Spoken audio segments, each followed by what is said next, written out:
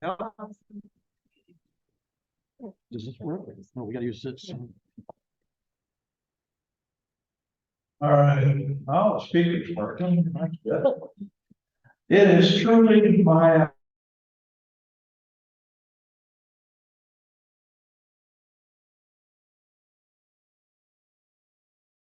He was born in Pennington Gap, Virginia, a small Appalachian community located in the heart of America's coal country. Raised the youngest of 7 siblings, Jerry developed a strong work ethic young in life when his loving father was tragically killed in a coal mine accident when he was 5 years old. Widowed, his mother leaned on Jerry and his siblings to make ends meet, and where he learned the very basics of business and hard work. Prompted after high school graduation, Jerry enlisted in the United States Army. He was shortly thereafter sent to basic training, where he was identified and selected to assume assignment as a helicopter gunner in the Vietnam War or conflict. At the age of 18, Jerry was sent to the United States base in Saigon, Vietnam, where he would be utilized for various missions throughout the 3+ years of service. Jerry and his fellow comrades experienced numerous heavy artillery encounters throughout his tour of duty, including being shot down while on a helicopter mission. Recipient of 2 Purple Hearts, Jerry's military service ended after the completion of countless successful missions. Jerry returned home after the service and took a job selling industrial nuts and bolts for the HTV fasteners at Cleveland, where his older brother was part of it. After self-education in the industry and entrepreneurial spirit, Jerry left Cleveland and relocated to the Worcester area to establish his own industrial fastener company, Tricor Industrial. A quick study, Jerry utilized the success of Tricor Industrial to enter various private sector endeavors, including the purchase and operation of real estate companies, a real estate company with locations in Worcester. Recognized for having a love of real estate and project management, Jerry went on to have a successful development career, which included the construction of more than 250 residential homes through Baker Building, the development of more than 1 million square feet of commercial property through J. Baker Industries, and the construction of more than 2 million square feet of industrial property through a partnership named Chesterland Productions. Love of fine cuisine, Jerry took his business into the restaurant industry, where he owned and operated Jake's Steakhouses, the Old Jail in Worcester, and Sam Sneed's in various locations throughout the nation. Jerry has been recognized as having the vision and leading development of Worcester's North and in the late 80s, which has generated millions of annual tax revenue for the local community and the school system. He continues to develop real estate ventures and help local businesses thrive in every corner of Worcester to this day. Jerry spent all his adult life as a resident of Worcester and Wayne County, where he raised his 3 children, Jeff, Christy, and Jason. Jerry has a recognized passion for Worcester and Wayne County, which has led him to support various nonprofits and community initiatives. He remains dedicated to Worcester community today, by playing a quiet role in projects that will shape the community well into the next future. Rotarians and guests, Jerry Baker.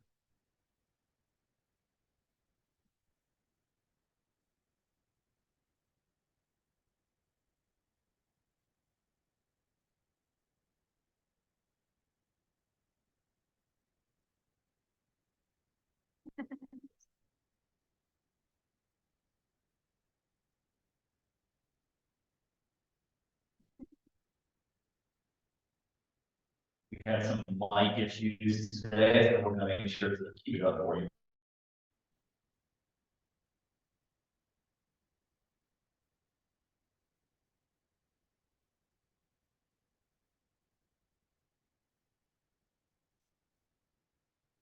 You hear me? You hear him? All right. Little Q&A with Jerry today, so it's not.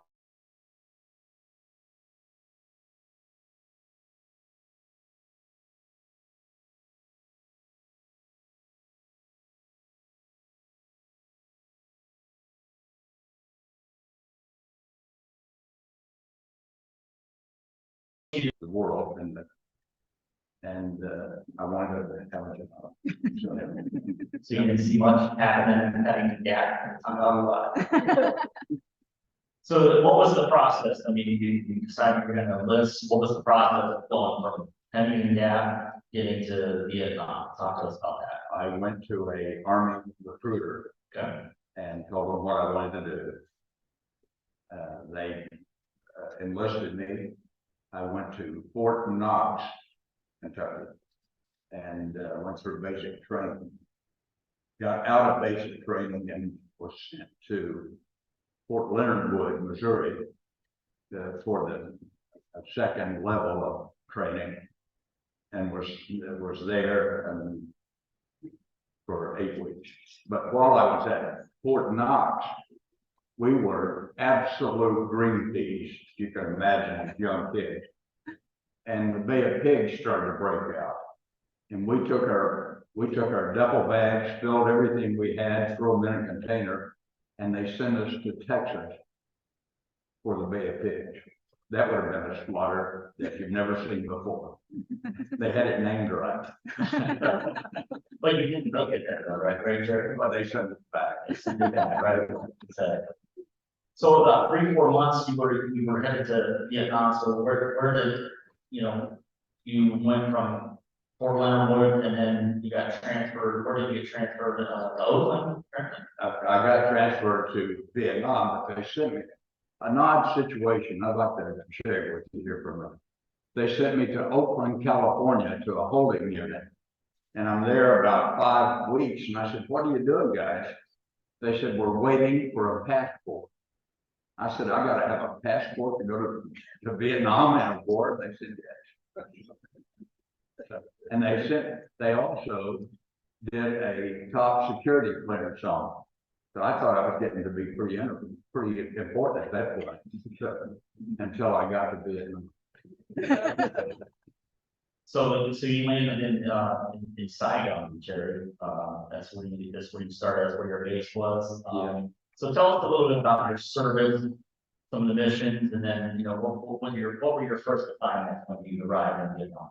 I was assigned to the 11th Air Assault Battalion, and had like 9 companies scattered out through the country, and about 1,000 people in the 145th. They had a company at Conchinook called UTT, Utility Tactical Transport. And that was the mean helicopters of the group. And so I volunteered to be a gunner. And they grabbed me pretty quick. They said, "That guy must be nuts." So I went full time as a gunner. And it was exciting, it was scary. You were all of a sudden, here I am, an 18-year-old guy, and I'm shooting at people and they're shooting at me. That changes your whole life. Trust me, it does. And so a lot of things happened during those times. I started out on missions with them, and the first mission that I went on was up in the mountains to the Montegard group, Mountain Yard, we call them, in Virginia. And they come out and everybody had on loin cloths, which was not what we had in Virginia. And there was 2 special forces guys there, and they came out, and I've never seen 2 people with staring eye like I saw them. They were trying to help the Monte Guards protect themselves and to try to fight off the Viet Cong. And they'd been eating monkey and rice for 6 or 8 weeks. So I took all the sea rations off out of the helicopter and gave it to them. And I had 2 packs of cigarettes, and I got hugged tighter than I've ever been hugged. So that was my first mission. Yeah, so and Jared, you talk about being a gunner, so really throughout the conflict of the war, what was your goal? You had various goals. What did you guys do as far as, what was the mission that you would go on? And there were various. We would start on a mission that would change pretty fast sometimes. But as a gunner, as we were running along, I was watching or surveilling the ground and looking for anything that was out of norm, or anything that was like a small convoy moving or something. And then we would go down and challenge them. And then as we were in different areas, we would get called in by some of the ground troops that would have a problem. They would have somebody wounded or someone dead, and they would ask us to come in and get them. And that was called a dust off. And I can tell you that was the toughest thing we did for a number of reasons. The troops were there would be some Arvin troops, which are Vietnamese soldiers, or there would be a few Americans there, and there would be Viet Cong somewhere close by. And we would go in, and it would be hot when we would go in. And the first real tough one we went into, we were going to pick up 2 bodies. And I'm in the back of the helicopter, and the guys on the ground were bringing, I had a hold of a body bag and to put it on the helicopter, and I got my mouthpiece on my helmet shot off. That's about as close as you'll ever want to get to anything. So then they bring the other one up, and we got him on, and I had my gun, and the bullet came right by my gun and knocked the corner of my hand off. So that was the day that my knees got tested. Trust me, that was as close as you'll ever get without being hurt. I was talking to him, and they had Red Cross helicopters over there. That was a farce. They had no guns, nothing on it, and the Viet Cong wouldn't even notice that. They see a helicopter, they'd shoot it. So that didn't last very long. So again, it picked up for us to either get the wounded or the dead out of there. That was the Army way of doing things. So. Jerry, just equipment-wise, what aircraft did you fly in? And as a gunner, were you very well equipped, or what was your thoughts on the equipment? Well, we flew in a UH-1B, which is the smaller of the 2 helicopters. The D was for transport of troops. And I didn't have a machine gun mounted on the helicopter. I had nylon straps that I hooked up to, and my gun would hook up to, and we'd shoot from there. So it was, they weren't very well equipped. And the helmet that I wore was white. And I tell you right now, if I got in the jungle, I'd have probably taken that off. It was, they weren't equipped very well though. Jerry, and you and I have had I've had the honor of talking to you throughout this quiet and your service over the years, but there's a couple missions that I know stand out in your memory throughout the years. I thought that anything shows there. Well, one real hot area of combat was in the northern part of from Saigon up toward the mountains, and it was Bambituit. We went into that area, and as we were going in, we got hit with the helicopter, and I got hit. And I got hit in the same place that Forrest Gump did. And I'm not going to all the short figure this, so you know that.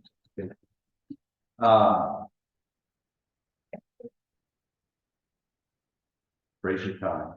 There were some crazy times. But you were lucky though, when you landed, you were actually the South Vietnamese. The Army troops were there. And the first thing I helped the crew chief get out, but he got it. And the Army troops were there, and the very first one I saw had a chicken tied to his backpack behind him. And this thing was making all kinds of noise. And I went up to Ron's neck. And the guy got real mad at me, and I told him the best way I could tell him that he was gonna have to find something else to eat. It was awesome. The Army troops, as we dealt with them throughout the time that I was throughout the year, they weren't necessarily the best soldiers I ran into. They would try to get in a helicopter and get away from whatever they were at. And it wasn't good. We kept asking ourselves, why were we there? If they weren't fighting, why were we there?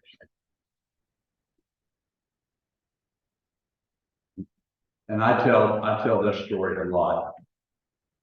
When I would be flying, and if I would start to fire, if I saw something I needed to lay some ammo down, I had a pilot that I really enjoyed flying with. He was a warrant officer. And this guy had been in Vietnam for a while, and he had a wheelbarrow mustache. He had it all waxed up, and he was just a good guy. But if I started firing, he would start singing Amazing Grace. You ought to try to breathe through that. That was touching. By the way, there was a man from Wayne County that was in my company that was a pilot in Vietnam, and I didn't know him very well because he was in another company. But maybe somebody here might know him. He was from the Burbank area, and his name was Al Hill. He was a captain and a pilot, and he went his nickname was Tex Hill. And I've tried to find him. And he was in Florida the last time.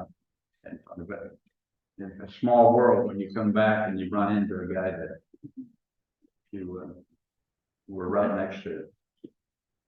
Sure, I wanted you to share the story about you had an incident where you were covering a rice paddy and you received some fire, and it took some grief over that, and kind of felt that. You know, I was flying with my buddy, the guy with the wheelbarrow, and I was flying with the company commander, and we're out and we're in the rice paddy area, and there was a pooch out into the rice paddy area, and it was raised just a little bit above the rice paddy itself. And I started drawing fire to it, and they were using tracer, and I was using tracer, and I laid them in pretty heavy into the hoop. And then there was people all out in the rice paddy, so I started spreading some ammo out through there as much as I could. And we get back, and the company commander was on our trip with us. And he said, "Baker, you don't shoot unless you're fired upon." And I was trying to defend myself, and the game or the other pilot was trying to hold me back not to say anything. But that was pretty upsetting. But I will. Yeah. The game warden came up and he said, "Baker," he said, "it's better to get your butt chewed out than your butt shot off." Why would be inside? So Jerry, so what did you get paid for your service? I know there was some discussion on that, and how many documented hours did you tally? We looked at that stuff, and Jerry's been pretty quiet about his service, over the last couple months. We'll be able to look at that. So I've got it documented here, but You know what you got paid, while you're, I don't for sure. It rings in my mind that I made $57 or $59 a month. I don't, and I had to spend money on it. So I didn't do a lot of partying. and then overall, though, Jerry, the service hours and some of the awards that you received. In helicopter flying, if you would exceed 50 combat flying hours, you would get a armed forces, but you would get Clothes, get clothes on top of that. on top of what? Yeah, awesome there. I had 9 air medals at 50 hours each. Is a lot of combat flying hours. Trust me, that's a lot of combat flying hours. So I got those 9 citations. You got 2 Purple Hearts and 1 Bronze Star that I saw at your house there, Jerry. 6 years of total service, 3 years in Vietnam, and 3 years of the reserve. But post service, Jerry, so do you remember when you were discharged? Right. Not discarded. Yeah. We've had fun with this, right? Coming back from Vietnam, I flew. I got on a plane in Saigon at 105 to Fairbanks, Alaska, which was 20, and they went through all of my stuff in customs in Alaska, and I had a crossbow that was made by Viet Cong with a sight made on it. It was pretty unique. And I had a Russian rifle that they had captured, and I got it. And they took them away from me. And I was pretty mad. I thought I was real mad until I got back on the plane and went to the LA airport. And guess who was there? I was in the very first coming back from Vietnam, and all the hippies were there. Remember all the stuff they did? It was spitting at us. Oh my God. And there was a group of them there that were kind of clustered together, and I walked over to them and I said, guys, this is a lucky day for you guys. They looked at me and they said, what are you talking about? I said, I don't have my gun with me. Jerry, it was interesting that you kind of perked up when you left Vietnam. You knew or got those orders being discharged in September. And tell us about the sticks that guys would carry around. Everybody's been in the military knows what a short stick is, don't they? You make that stick and whittle it out to the time that you were going to be out. And so all the guys in Vietnam had short sticks. Well, you flew, but and then also, I remember this, when you landed prior to LAX, you landed at Alaska, right? Yeah. And you had one thing in mind. What was that? After being in Vietnam for a year, I wanted a glass of water, or a glass of milk, so bad. And I didn't know it was going to Alaska because there's not a lot of milk out, probably a lot. But I remember back then, that's 60 years ago, they wanted $5 for a small glass of milk, and it was terrible. Yeah, that's one. Last question I got for you, Jerry. So how do you feel that your service has affected you as a person? The rest of your life and all the things that you've done. There's a lot of things that affected my life. You go into the military and you kind of have fun and laugh, and you got make up friends and all those things, and they put you through some physical training, and they teach you how to shoot a gun and all those things. But everything gets more real when somebody shoots at you and you start shooting at them. You grow up fast, you mature fast. So it's a pretty interesting situation. I want to share one more thing and I'm finished. In my company, Thompson. A young officer came into our company. He was a lieutenant colonel. And I got to know him a little bit, and he was cool. And that was Schwarzkopf. He was a cool dude, let me tell you. And tough. I also got to fly on a mission with General Westmore, because he was there a lot. And I got to fly with Cyrus Vance. So I felt like I was pretty important with that. So that's all I got. Excellent, thank you, Jerry.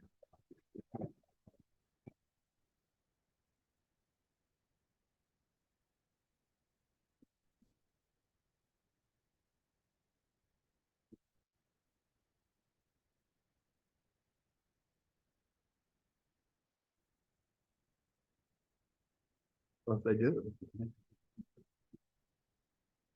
Yeah, if they have any on. If anybody has any questions, we got about 5 minutes for questions. If anybody has any questions, Scott's got the traveling light here. Sure, we're gonna. Any questions? Yeah, it's really, it's got one back there.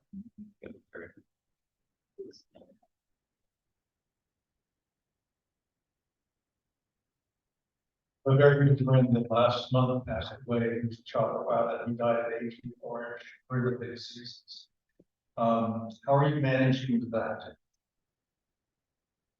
They said I had exposure to aviation orange. In my helicopter, the pilot, he had a canister of white phosphorus that his arm just about burned off. That was ugly. And I can tell you, we observed some when the Air Force was out spreading some stuff. And if you want to see something really ugly, what's the fire? Napalm. I saw them in Cambodia, which we didn't supposed to be there, but we were there looking at the Ho Chi Minh Trail, and they came in and spread napalm. And I can tell you, anybody there is gone. It was about as wild a thing as I've ever seen.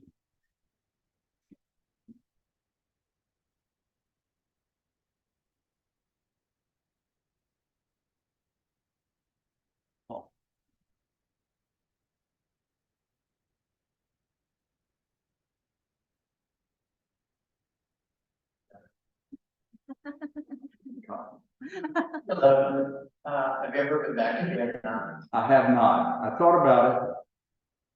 I've looked at it in on the computer. It's a pretty fancy place now.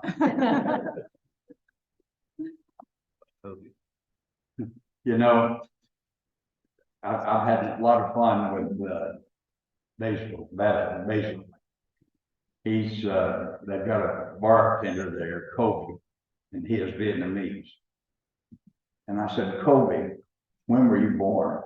He said in 1965. I said, Kobe, you could be my son. So today he calls me Pops all the time. So it's been fun. Josh has one. Yeah, so you know, all those things you were talking about, and LAX ran into, now so many years later, what do you think about the way that they felt about the war versus the way you feel about it right now today, rather than when you were stepping off that plane? I didn't like those guys. They didn't like me. I think I explained how lucky they were, but I had tears in my eyes for this. When a man starts getting tears in his eyes, he could be dangerous. You can trust that. Okay. They were beautiful. They're smoking a lot of marijuana. And that wasn't good. Got time for one more, Mr. Gessler? Are there statistics on the survival rates of gutters in Vietnam from the helicopters? I didn't do one myself. So I don't know. You know, we didn't get hit as much as you think we did. Everybody said we were setting it up. We were pretty safe. And there was some helicopters that went down, they wasn't big enough.